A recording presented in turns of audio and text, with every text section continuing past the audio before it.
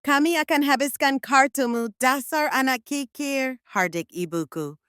Aku hanya menggigit bibir lalu membalas dengan suara bergetar. Ibu, jangan sampai menyesal nanti. Dan penyesalan itu mulai menyergap tepat di saat roda pesawat mereka mendarat di Bandara Narita. Astri Wijaya, 28 tahun, menatap layar laptopnya yang penuh dengan deretan angka dan grafik yang rumit. Di balik jendela apartemen barunya di lantai 35, Jakarta berpendar seperti lautan bintang. Apartemen ini adalah kubah bajanya, minimalis, steril, dan yang terpenting, rahasia dari keluarganya. Bagi dunia, Astri adalah kisah sukses.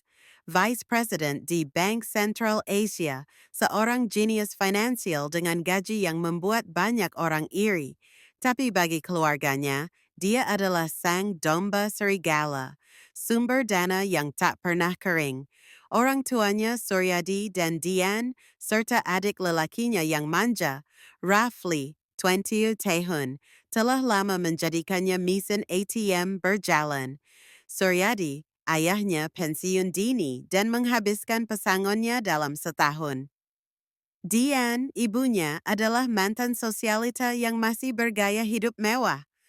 Sementara Rafli menghabiskan hari-harinya untuk bermain game dan berfoya-foya. Semua dibiayai Astri. Ponsel Astri bergetar. Pesan dari Rafli, Kak, transfer dong 15 juta buat beli limited edition sneakers. Astri menghela napas. Ini adalah pesan kesekian kalinya. Beberapa minggu lalu, Rafli meminta uang untuk investasi kripto yang gagal. Sebelumnya, untuk healing ke Bali, setiap kali ibunya akan membela. Astri, kasihan adikmu, kamu kan sudah sukses. Buat apa uangnya ditimbun? Nanti juga mati tidak dibawa. Kata bantu dalam keluarga Wijaya adalah sinonim untuk memberi tanpa akhir. Karena itulah, 2 minggu lalu, Astri pindah diam-diam. Dia meninggalkan apartemen lamanya, yang sewanya dia bayar, tapi sering dijadikan markas keluarga, ke unit yang lebih mewah dan aman ini. Hanya satu hal yang tertinggal. Beberapa dokumen bank, termasuk kartu kredit platinum pengganti yang seharusnya dia ambil akhir pekan ini. Keesokan harinya, pukul 10.15, Astri sedang mempresentasikan laporan kuartalnya di ruang rapat direksi. Suaranya lantang dan penuh wibawa. Tiba-tiba, ponselnya yang diletakkan terbalik di meja bergetar tak henti-henti. Bukan notifikasi biasa, tapi rentetan getaran panik. Bering, bering, semua mata tertuju padanya. Dengan muka merah padam, Astri meminta maaf dan membalik ponselnya. Dadanya seketika sesak. Notifikasi dari Bank Mega Financial. Transaksi disetujui. Japan Airlines. Rate patututubi pamusiu. Transaksi disetujui. The Ritz-Carlton, Tokyo. Rep 125 550 bawu. Transaksi disetujui. Japan Rail Pass. Rap uayu mayuhuibu. Total. Rap 325 Darah di kepalanya seolah mendidih. Dengan gemetar, ia membuka dompetnya. Kartu kredit platinumnya masih ada di sana. Lalu, sebuah ingatan menghantamnya bagai pukulan godam. Kartu pengganti. Kartu barunya yang dikirim ke alamat lama. Kotak surat yang masih bisa mereka akses dengan kunci duplikat. Mereka tidak mungkin, gumamnya lirih, wajahnya pucat pasi. Dewan Direksi, maafkan saya, Astri berdiri. Suaranya nyaris tercekat. Ada darurat finansial yang sangat serius. Saya harus pergi sekarang. Tanpa menunggu jawaban, ia menyambar laptop dan tasnya, lalu berlari keluar ruangan, meninggalkan decak kaget dan tatapan bingung. Di lift, Astri menelepon ibunya. Langsung masuk ke voicemail. Ayahnya ditolak. Rafli ditolak. Mereka sedang menghindarinya. Saat ia sampai di lobi, ponselnya berdering. Panggilan video dari ibunya. Wajah Dian dengan senyum lebar dan penuh kemenangan memenuhi layar. Latarnya adalah bandara yang megah.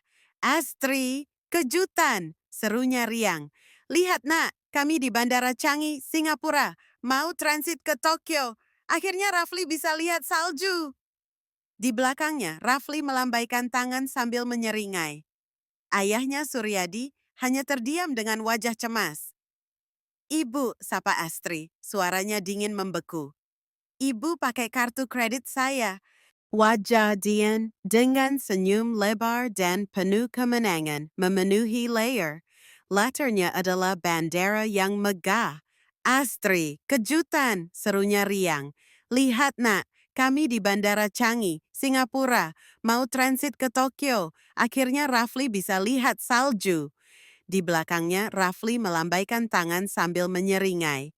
Ayahnya, Suryadi, hanya terdiam dengan wajah cemas. Ibu, sapa Astri, suaranya dingin membeku. Ibu pakai kartu kredit saya, tawa Dian meledak. Tentu saja sayang, kami temukan di apartemen lamamu. Anggap saja ini kompensasi. Sudah lama ibu ingin menghukum kekikiranmu. Akan kami habiskan kartu ini sampai limitnya. Rafli menyorongkan wajah. Limitnya gila, Kak. Makasih ya traktirannya. Astri memejamkan mata. Nafasnya dalam, menahan amarah yang membara. Saat ia membuka mata, sorot matanya tajam dan penuh tekad. Aku sudah peringatkan ibu, bisiknya nyaris seperti desis. Hentikan, kembalikan kartunya. Sudah terlambat sayang, pesawat kami akan boarding. Kami akan bersenang-senang dengan uang hasil keringatmu. Astri menatap lurus ke kamera, tak ada emosi di wajahnya. Baiklah, semoga ibu tidak menyesal. Menyesal hanya menyesal tidak menghabiskannya lebih cepat. Hahaha, sekarang jangan ganggu liburan kami, anak kikir. Panggilan pun terputus. Astri berdiri kaku di tengah lobi yang ramai. Ia tidak menangis. Ia tidak marah. Yang ia rasakan adalah sebuah kepastian. Mereka telah menyatakan perang, dan mereka tidak tahu bahwa Astri adalah jenderal yang membawa senjata pamungkas. Perang dimulai. Dari dalam mobilnya yang gelap, Astri mulai bertindak. Panggilan 1, ke bank. Ia menelepon langsung ke layanan prioritas. Saya ingin melaporkan fraud. Kartu kredit platinum saya nomor 4 2022 dicuri dan digunakan untuk transaksi penipuan senilai ber-3.5 juta. Kartu itu seketika diblokir permanen. Panggilan 2, ke polisi. Dengan tenang dan profesional, ia melaporkan pencurian identitas dan penipuan oleh keluarganya sendiri ke Polda Metro Jaya. Ini bukan salah paham keluarga, Pak. Ini tindak pidana. Panggilan 3, ke PIN pengacara. Bu Riana, saya butuh Anda. Saya baru saja melaporkan keluarga saya sendiri. Saya ingin Anda kirimkan somasi dan pastikan aset-aset saya yang lain aman. Sementara itu, di akun Instagram Rafli yang norak, ia memposting foto kartu kredit Astri dengan beberapa angka ditutupi, beserta caption, "Thank you my beloved sister at Astri Wijaya for the all-expenses-paid trip to Japan. Limitnya bikin melayang. Hashtag anak emas, #Tokyo bound." Astri melihatnya dan sebuah senyum tipis mengembang di bibirnya. Itu adalah bukti yang sempurna. Dengan gerakan cepat, ia mengambil screenshot dan merekam semua story Rafli.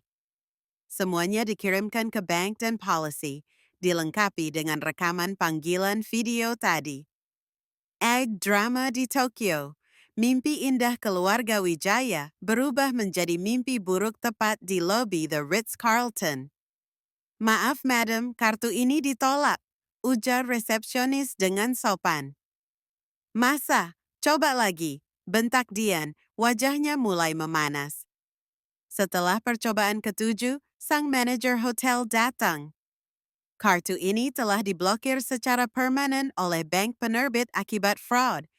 Kami tidak dapat mengizinkan check-in Anda." Mereka diusir dari hotel dengan penuh penghinaan.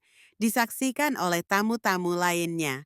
Liburan mewah mereka runtuh dalam sekejap. Tanpa uang tunai yang cukup, mereka terpaksa mengungsi ke sebuah hostel kumuh di Asakusa, kamar berbau apek dan berbagi kamar mandi. Ponsel mereka mulai berdering, somasi dari pengacara, panggilan dari policy. Mereka terjebak di negeri orang tanpa uang dan menjadi buronan. Kepelanggan yang memalukan. 3 hari kemudian pesawat mereka mendarat di Soekarno-Hatta. Wajah mereka pucat dan lesu. Sebelum mereka sempat bernapas lega, 3 orang polisi berseragam mendekati mereka di area imigrasi. Ibu Dian Wijaya, Bapak Suryadi Wijaya, dan Rafli Wijaya, kata seorang inspektur. Anda ditahan terkait laporan penipuan dan pencurian. Mohon ikut kami. Teriakan histeris Dian menggema di seluruh ruang kedatangan. Astri, anak durhaka, ini ulangmu. Rafli menangis seperti anak kecil, sementara Suryadi hanya menunduk, malu dan hancur. Mereka dibawa ke kantor polisi untuk proses pemeriksaan. Sementara itu, Astri yang tenang duduk di apartemen barunya, menerima laporan dari pengacaranya. Dia telah memutus semua akses mereka. Apartemen lama dijual cepat, semua rekeningnya diamankan. Epilog, karma yang pahit. Pengadilan memutuskan. Dian divonis 10 bulan penjara atas peran utamanya. Suryadi dan Rafli mendapat hukuman percobaan dan wajib kerja sosial. Mereka juga diwajibkan membayar ganti rugi penuh kepada bank sebesar Rp200.000 plus bunga, membuat mereka terlilit utang bertahun-tahun. Mereka kehilangan segalanya, reputasi, rumah, dan sumber uang mereka.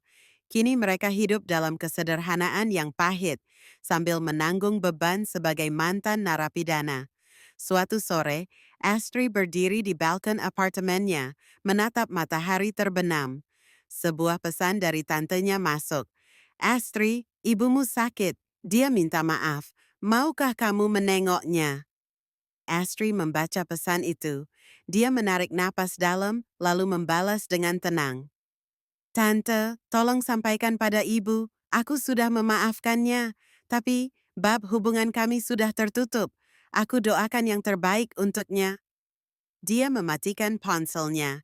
Tidak ada dendam, tidak ada penyesalan, hanya keheningan dan kedamaian.